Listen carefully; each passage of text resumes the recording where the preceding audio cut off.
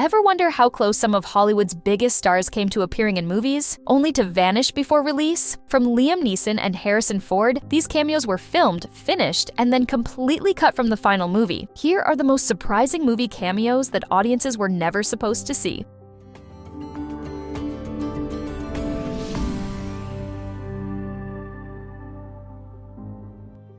Liam Neeson was brought in to play a Bangkok tattoo artist in The Hangover Part II after the role was recast, and he even filmed his scenes during a single day of shooting. But the story took another unexpected turn. When reshoots became necessary, they conflicted with Neeson's schedule on Wrath of the Titans. Unable to return, the role was recast yet again, this time with Nick Cassavetes. That means Neeson's completed footage was never part of the finished movie, ending one of the film's most unusual cameo stories. Christian Bale filmed for 3 days on Song to Song, where he was originally set to have a bigger role. But as his busy schedule reduced the amount of material he could shoot, Bale already suspected he wouldn't make the final cut. His prediction turned out to be right. When Song to Song reached theaters, Bale had been removed from the film entirely, along with several other notable actors. It became another example of director Terrence Malick dramatically reshaping a movie during the editing process, even if it meant cutting a major star. Alan Tudyk was already playing the droid K2SO in Rogue One, a Star Wars story, but he also filmed a live-action cameo. The scene would have featured a character portrayed by Ray Nearly, Tudyk's fictional struggling actor from the series Con Man. It was an unusually meta crossover, but the cameo didn't survive post-production. In the end, Tudyk's live-action appearance was cut, leaving K2SO as his only role in the finished film and turning the second performance into a cameo audiences never got to see. Harrison Ford filmed a cameo in E.T. the Extra-Terrestrial as Elliot's principal, a stern authority figure who scolded Elliot after his science class antics. The twist was that Ford was never meant to be fully visible, with only his voice and parts of his body appearing on screen. Even after the scene was filmed, it didn't survive. Spielberg decided it distracted from the movie's child-focused story, and Ford's brief appearance felt out of place alongside a cast, made up mostly of unknowns and character actors. The scene was cut, surviving only in odd, fragmented forms.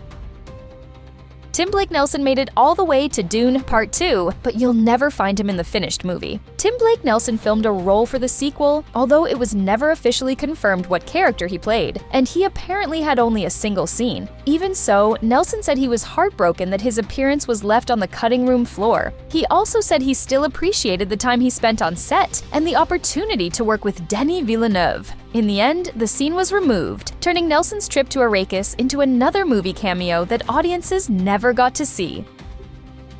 Tom Hiddleston filmed scenes for Thor's haunting vision after Wanda Maximoff forces him to confront his fears. The sequence originally included Loki, whom Thor believed had died after Thor: The Dark World, but the footage never made the final movie. During test screenings, audiences became confused by Loki's brief appearance and assumed he was secretly controlling Ultron. To avoid that misunderstanding, Thor's vision was streamlined and Hiddleston's scenes were removed, turning a filmed MCU cameo into one fans never got to see. Tobey Maguire was originally cast as the Canadian writer in Life of Pi, a role that would have reunited him with director Ang Lee after the ice storm. But during post-production, Lee decided the film didn't benefit from having such a famous American actor in the part. The role was recast with Rafe Spall instead. In the end, Maguire's scenes never made the finished movie, and one of Hollywood's biggest stars became another unseen cameo audiences never got to watch.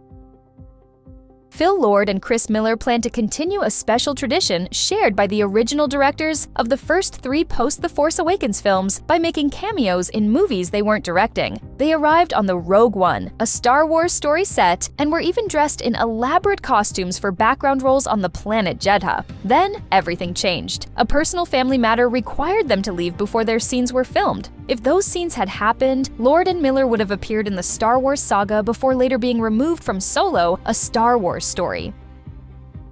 Wayne T. Carr filmed a scene as Green Lantern John Stewart for Zack Snyder's Justice League, where Stewart would meet Ben Affleck's Bruce Wayne in the movie's closing moments. It would have marked the first feature-length movie appearance of the character since Green Lantern in 2011. But the cameo never made the final cut. Warner Brothers told Snyder the studio had plans for Jon Stewart in live action, and the cameo would have disrupted those plans. Snyder then replaced Carr's Green Lantern with Martian Manhunter, leaving one of the film's biggest surprises unseen.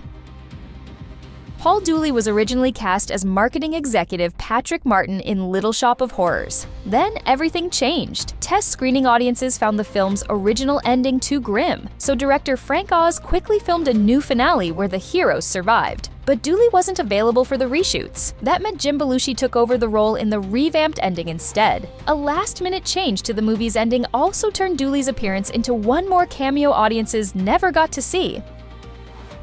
Rob McElhenney filmed a cameo as a TVA agent in Deadpool and Wolverine, making the trip to the set for a small appearance alongside his friend Ryan Reynolds. But after the movie reached the editing room, everything changed. Reynolds decided the scene worked better without interrupting it with McElhenney's cameo. Even after all the effort to film it, the appearance was removed from the final cut, leaving McElhenney out of a movie already packed with memorable cameos.